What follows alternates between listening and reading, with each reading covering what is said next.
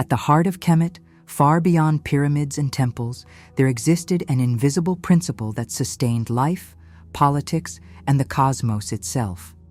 Maat. More than a goddess, Maat was the essence of order, justice, and universal balance. Without her, Isfet, the chaos that threatened to dissolve the world, would reign. For the Kemites, to live was, above all, to remain in harmony with this cosmic law.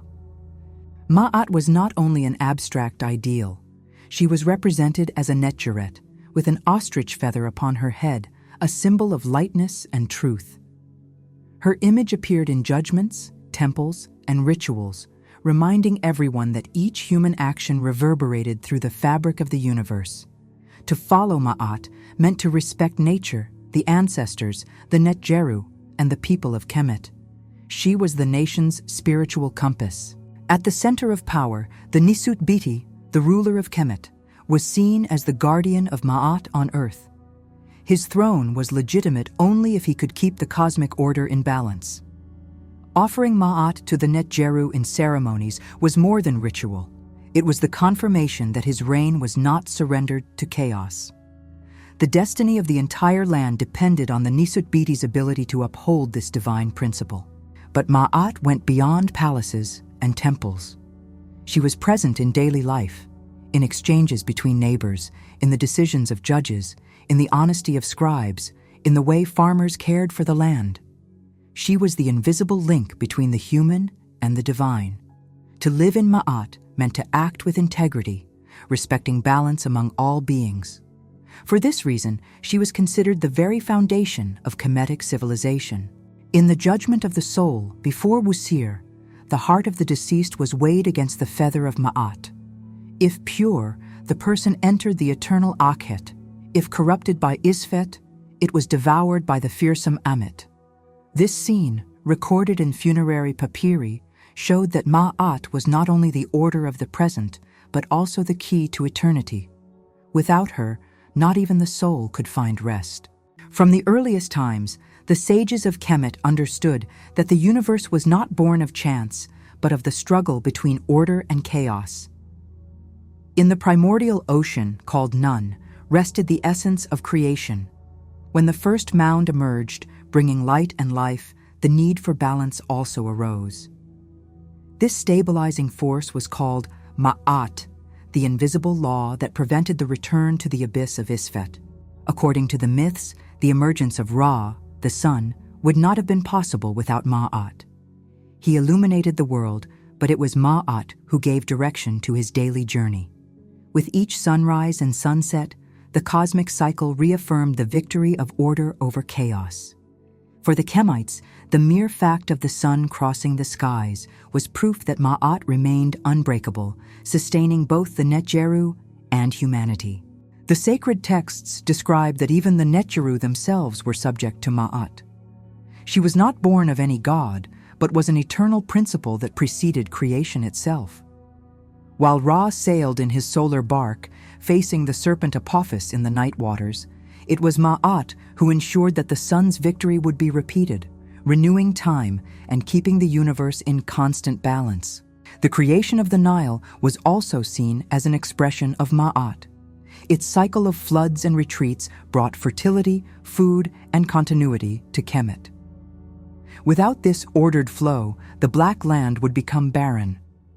Each inundation, therefore, was not a mere natural phenomenon, but the visible manifestation of Maat regulating the relationship between sky, earth, and people. It was cosmic harmony descending upon mortals. Maat was not limited to physical space. She was also time, the just measure of the seasons and calendars. The regularity of the stars, such as Sirius, Sepideh, which announced the flood of the Nile, was read as the language of Maat. The celestial movement showed that the universe was governed by eternal laws, and that observing the heavens allowed the people of Kemet to align their lives with the cosmic rhythm. In the Per Ankh, the House of Life, the scribes taught that wisdom was inseparable from Maat. To learn to write, to calculate, and to interpret divine signs was a way of participating in the cosmic order. Knowledge, therefore, was not neutral. It was a sacred act that reinforced Maat in the world. Ignorance, on the other hand, opened breaches for Isfet, threatening the stability of the nation. Hymns dedicated to Maat reveal how she was conceived as the universal foundation. They sang that without her, the sun would not rise, the rivers would not flow, and men would not live. This perception shows that Maat was not merely a moral virtue, but a metaphysical force. She connected all dimensions, the invisible to the visible, the divine to the human, the sky to the fertile soil of the Nile Valley. The role of the Nisut-Bity derived from this cosmology. He did not create Maat, but received her as a divine mission. To govern meant ensuring that the forces of Isfet were kept under control, both in wars and in daily life. Thus, the throne was not merely political, but an extension of the cosmic order. Royal legitimacy was directly tied to the ruler's ability to uphold Maat. The monumental architecture of Kemet also reflected this principle. Pyramids, temples, and obelisks were constructed in alignment with the stars, respecting mathematical proportions that materialized Maat in stone. Each block set in place was a statement that cosmic order was present on Earth. These constructions were not only symbols of power, but visible embodiments of universal harmony. From an Afrocentric perspective, Maat reveals the philosophical depth of Kemet as a cradle of civilization. She was not merely religion, but a philosophy that united science, spirituality, and politics in a single cosmic logic. By recognizing Maat as both creator and regulator, we understand that the wisdom of Kemet bequeathed to the world one of the earliest conceptions of universal order and eternal justice. The Nisut-Bity, the ruler of Kemet, was not seen merely as a political leader, but as the living embodiment of cosmic order. His essential role was to offer Maat to the Netjeru, ensuring that harmony remained between the divine and human worlds. This mission transcended earthly authority. The throne existed to uphold the cosmic law that governed the universe. In the temples, the Nisut-Bity performed rituals in which he presented the small figure of Maat to the gods. This simple yet deeply symbolic gesture meant that the sovereign acknowledged his submission to universal order. The king was not above Maat, but her guardian. With each offering, he reaffirmed that his authority depended on fidelity to cosmic balance. Justice, applied in the name of the Nisut-Bity, was a direct expression of Maat. Viziers and judges were called priests of Maat, for each verdict had to reflect truth and divine balance. Thus, law was not merely a human convention, but a reflection of eternal order. An unjust judgment did not affect only the victim, but placed the harmony of the cosmos itself at risk. The administration of the kingdom was also infused with Maat.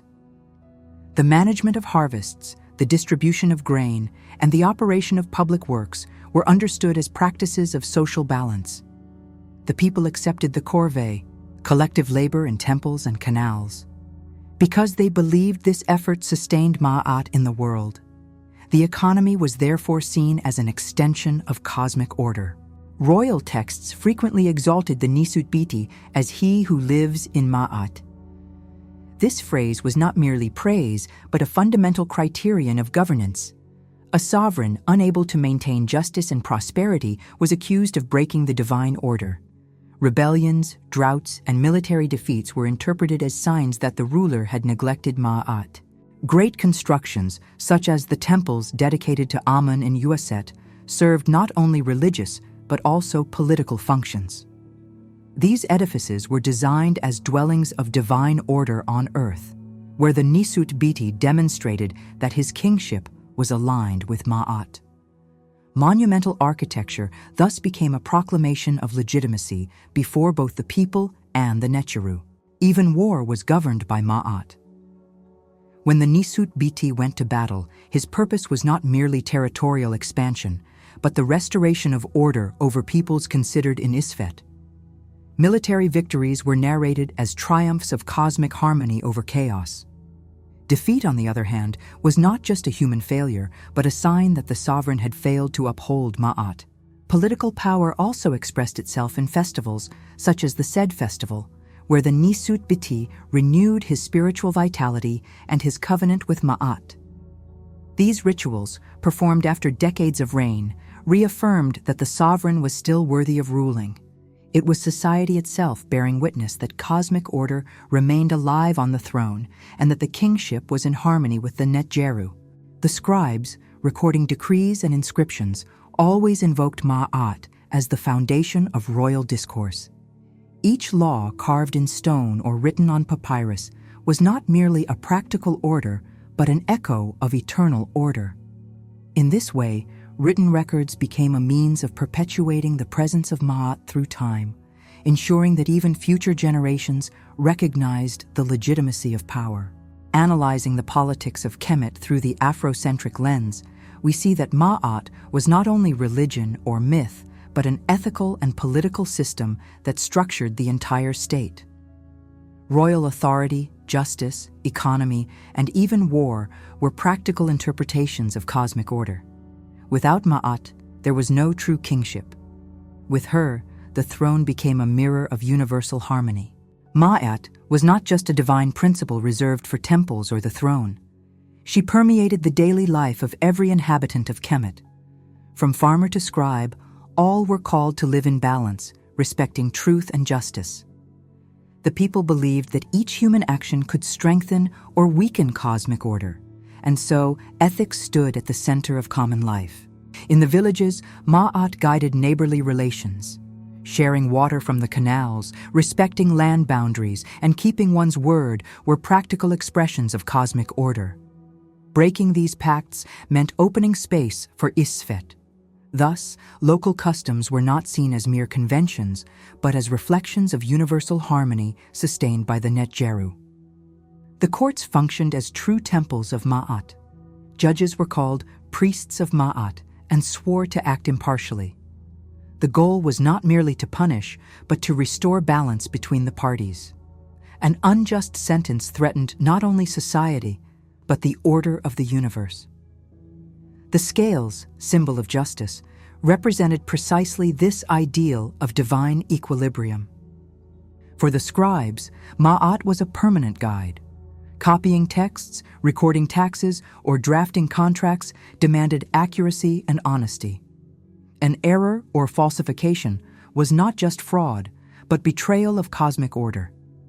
That is why many texts preserved in papyri carry invocations to Maat, asking that truth guide the scribe's hand and that every written word reflect justice.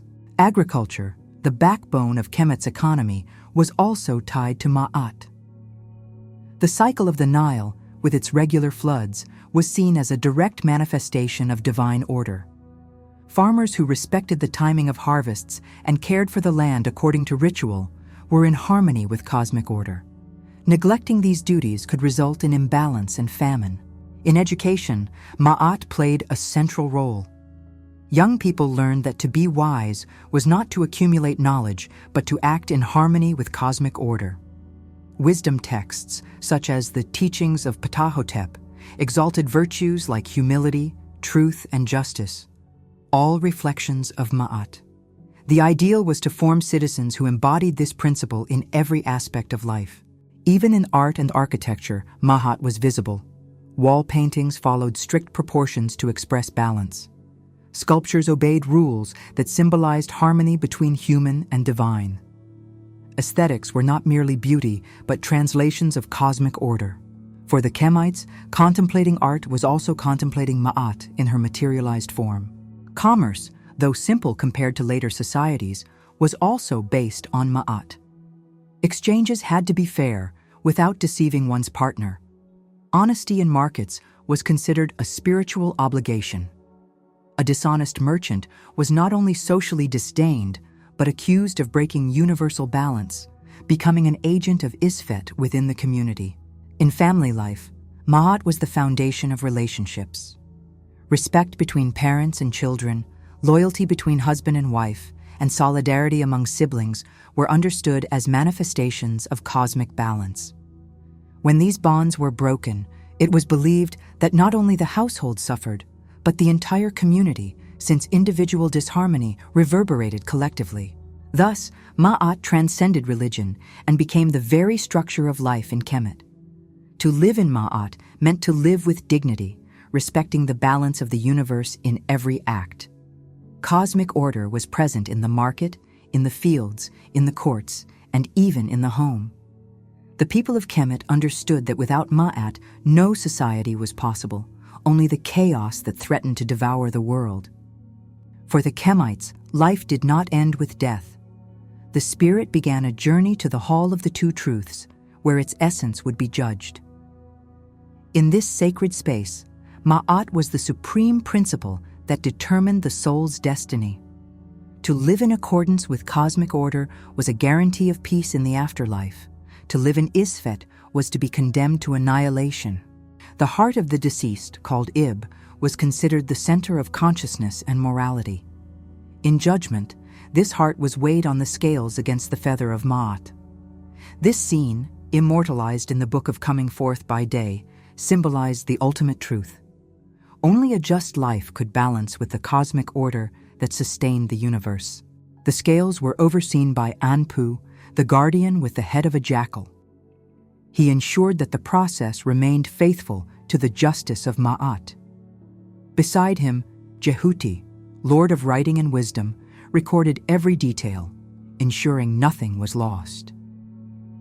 Thus, the judgment was a ceremony of precision, where no false gesture or word could escape the cosmic order. If the heart was lighter than or equal to the feather of Maat, the soul was considered pure. In that case, it was led before Wusir, the great judge, to enter eternity in the Akhet. The righteous received the gift of eternal life, joining the cosmic order alongside the Netjeru. Victory over death was the reward for living in harmony with Maat. But if the heart was heavier, showing guilt and disharmony, Ammit, the devourer of souls, awaited. With the body of a lion, crocodile, and hippopotamus, she represented final annihilation. Unlike eternal punishments, this condemnation meant disappearing forever. The greatest fear was not suffering, but ceasing to exist, expelled from the cosmic order. The negative confession, recited by the deceased, was an essential part of judgment. The dead declared they had not stolen, had not lied, had not acted with cruelty. These words were not mere ritual formulas, but expressions of living Maat in daily life. Each phrase was testimony that life had been guided by truth and balance. This judgment reflected not only the individual, but also a collective vision of ethics. The people of Kemet believed that every human action weighed on universal balance. Thus, life after death was the direct consequence of one's conduct in life. To live in Maat was not optional, but a necessity to guarantee continuity of existence beyond the tomb. The Hall of the Two Truths was also a metaphor for the balance between visible and invisible. There, the human being faced the ultimate reality. No deception was possible before the feather of Maat. Truth was not relative, but absolute, measured by the very principle that sustained the cosmos. Kemetic spirituality thus united ethics and eternity. For the sages, this judgment revealed that Maat was timeless. She governed both the rising of the sun and the conduct of the humblest farmer. The same principle that kept the stars in motion determined the destiny of the soul. This connection reinforced the idea that spirituality, morality, and cosmic order were inseparable in Kemetic thought. The legacy of this belief shows how Kemet conceived life and death as integrated. Maat was the bridge between the two worlds, ensuring continuity for the righteous and annihilation for the unjust. The judgment of souls was not arbitrary punishment, but the natural consequence of cosmic order. To live in Maat was therefore the key to eternal life in the Akhet. The temples of Kemet were not merely houses of worship, but physical representations of Maat. Every pillar, inscription, and corridor reflected cosmic order. Entering a temple meant crossing the boundary between the human and the divine, acknowledging that life only had meaning when lived in balance with Maat. The priests, called Netjeru, were guardians of sacred order. Their duties went beyond rituals. They were mediators of cosmic harmony. Daily, they purified statues, offered food, and recited hymns that reaffirmed the presence of Maat. The temple did not only sustain the gods, but upheld the balance of the universe. The Nisut-Bity had a central role in these rituals. Though priests carried out daily worship, the image of the king was always remembered as the supreme officiant. The pharaoh was depicted in reliefs offering Maat in the form of a small figure to the Netjeru. This gesture symbolized that his reign was consecrated to cosmic order, not to personal power. Religious festivals reinforced this bond. During the Opet festival, for example, Amon-Ra was carried in procession from Karnak to Luxor. This movement celebrated the renewal of cosmic order and the union between the Nisut-Bity and Maat.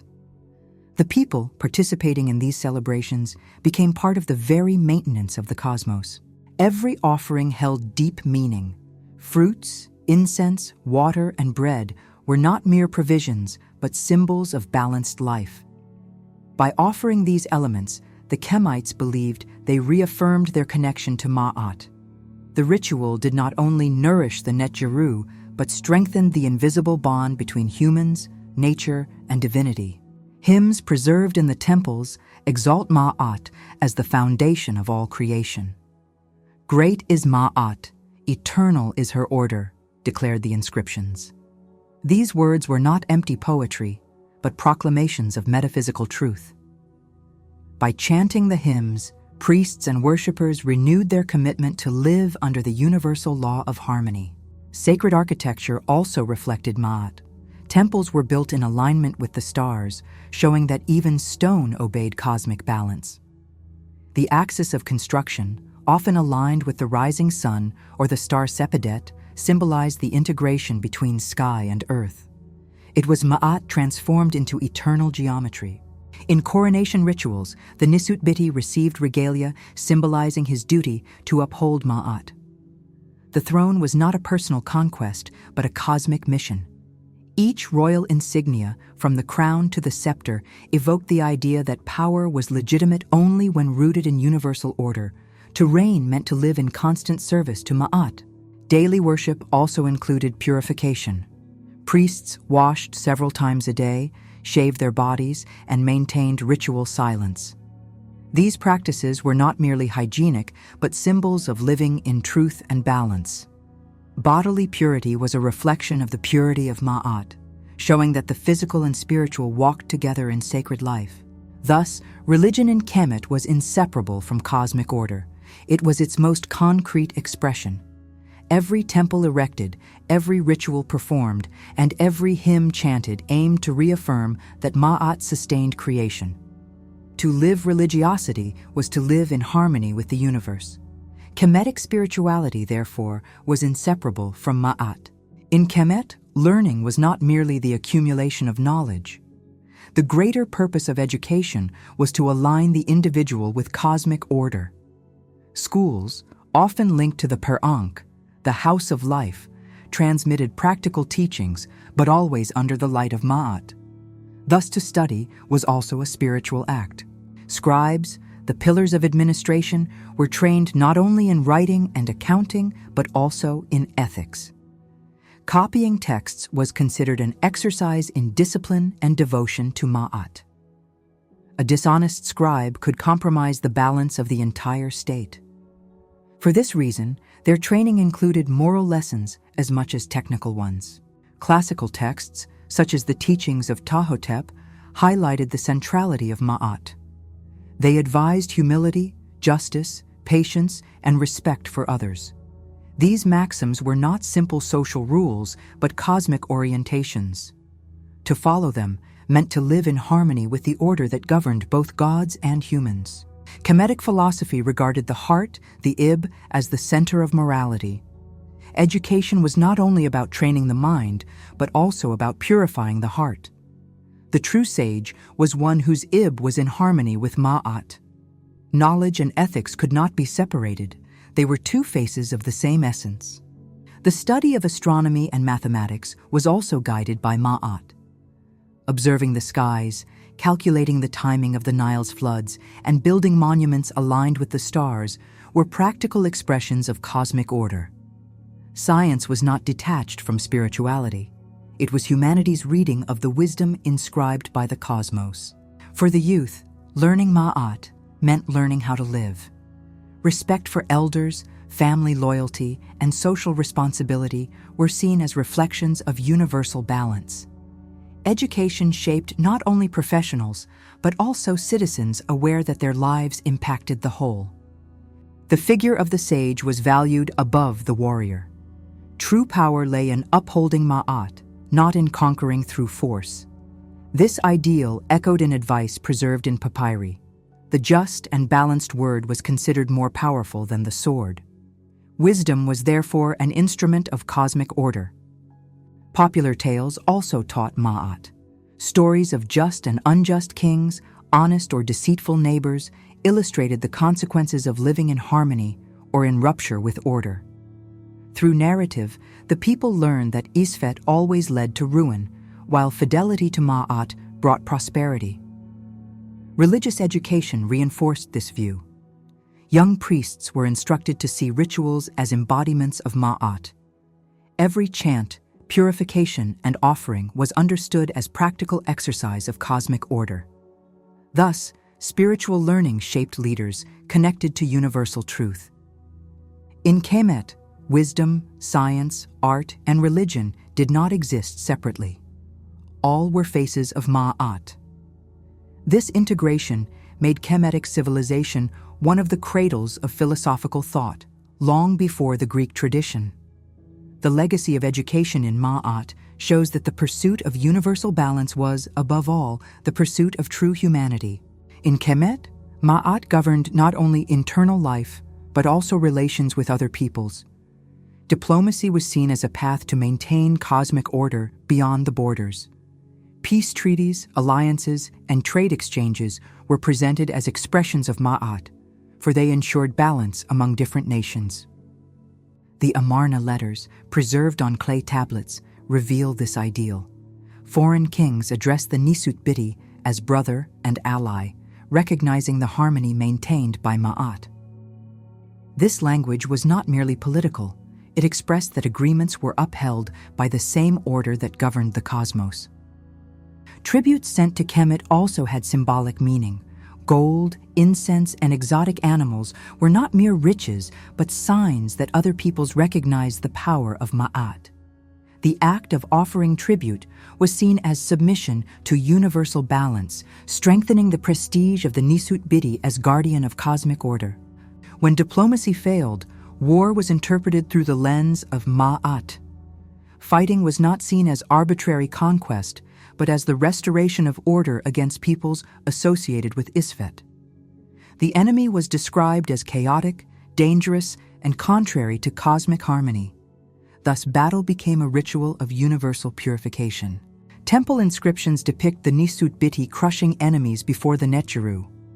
This recurring scene symbolized that the ruler did not fight out of ambition, but in defense of Maat. Violence was justified as necessary to maintain balance, transforming victory into both spiritual and cosmic triumph. Yet war did not nullify diplomacy.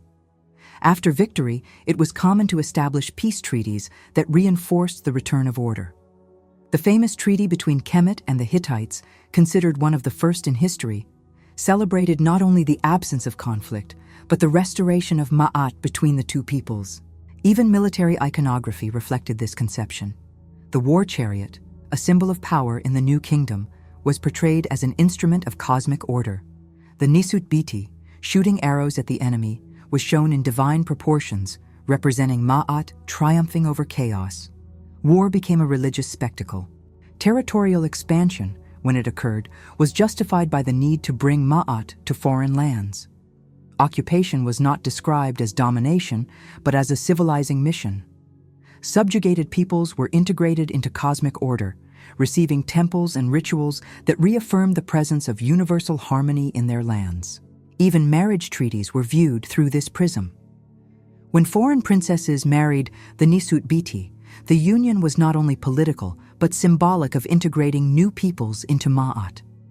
Diplomatic marriage was an act of balance, creating blood ties that sustained order among nations.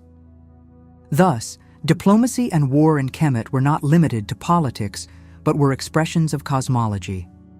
Maat was the principle that guided both peace and combat. In both situations, the ultimate goal was always the same: to ensure that cosmic order prevailed over Isfet, within and beyond the borders of the Nile Valley. The principle of Maat did not disappear with the end of Kemet's dynasties. Her essence lived on in African traditions that also valued harmony among community, nature, and spirituality. Maat was, in many ways, the root of an African philosophy that understands the human being as part of a greater whole. Over the centuries, African thinkers reinterpreted Maat as an ethical foundation. The pursuit of balance, justice, and truth echoes in philosophical systems that emerged long after the fall of the temples. This continuity shows that Maat was not only a local belief, but a universal principle rooted in African experience. The concept of Ubuntu, preserved among Southern African peoples, resonates with Maat. The idea that "I am because we are" reflects the same logic of Kemetic cosmic interdependence. Thus, we can see Maat as an ancestor of African communal thought, a legacy that crosses geographies and generations. In Afro-diasporic traditions, the quest for social justice and balance also carries echoes of Maat. Cultural and spiritual movements see in the cosmic order of Kemet an inspiration to rebuild identities and to fight modern Isfet, oppression, injustice, and falsehood. Maat is reborn as a force of resistance. In contemporary Afrocentric philosophy, Maat is studied not merely as a religious symbol, but as an ethical system of global reach. Scholars highlight that Kemet already held a conception of universal justice millennia before European codifications. Thus, Maat stands as an example of Africa's intellectual depth. The legacy of Maat is also inscribed in the idea of human rights, though rarely acknowledged. The notion that truth, justice, and balance are the foundations of social life directly echoes this ancestral principle. To recover Maat is to recover an essential African contribution to the history of humanity. In the fields of art and culture, Maat continues to inspire. Writers, musicians, and Afro-descendant artists evoke her image as a symbol of resistance and reconnection with ancestry. The feather of Maat, once used to weigh hearts, now appears as an emblem of the struggle for justice and freedom. Contemporary African spirituality also rediscovers Maat as a path of reconciliation with the ancestors. To follow her cosmic order is to reconnect with the roots of Kemet, recognizing that truth and balance are eternal forces. In this sense, Maat transcends time and continues to guide communities. Even in interreligious dialogue, Maat reemerges as a point of convergence. Philosophers point out that her logic of balance between human, divine, and nature anticipates current debates on sustainability and social justice. What was born on the banks of the Nile still inspires reflections on the future of the planet. Thus, the legacy of Maat is twofold. It is memory and presence. It is the heritage of a civilization that early understood the value of universal order, but also a living force that continues to inspire African peoples and their diasporas. The cosmic law of Kemet was not trapped in temple stones. It still pulses in the struggle for truth and justice. Throughout this journey, we saw that Maat was not merely a deity of Kemet, but the very cosmic order that sustained the universe. She was present in the rising sun, in the flow of the Nile, in the throne of the Nisut-Bity, and in the heart of every man and woman. Without Maat, no civilization was possible, only Isfet, the threatening chaos. We explored how Maat shaped royal power, guided the courts, regulated agriculture, and inspired the wisdom transmitted in the Per Ankh. We saw her presence in temples, rituals, wars, and even peace treaties. Maat was the axis around which all Kemetic life revolved, from the humblest farmer to the ruler of the two lands. We also witnessed the judgment of souls, where the heart was weighed against the feather of Maat before Wazir. This moment showed that living in balance was the condition for attaining eternity in the Akhet. Kemetic cosmic justice united life and death, teaching that every human act resonated in eternal destiny. Finally, we recognize the legacy of Maat beyond Kemet. Her essence echoes in African philosophies, in the principle of Ubuntu, and in the struggles of the diaspora for justice and truth. Today, she inspires reflections on ethics, community, and sustainability. Maat does not belong only to the past. She remains a key for the future. And now, I leave you with a question. How can we live Maat in our own time? In what ways can the cosmic order, born on the banks of the Nile, inspire our choices in the face of modern chaos? Share your vision in the comments and join us in this quest for eternal truth and balance. After all, Maat lives in each one who chooses to walk in harmony.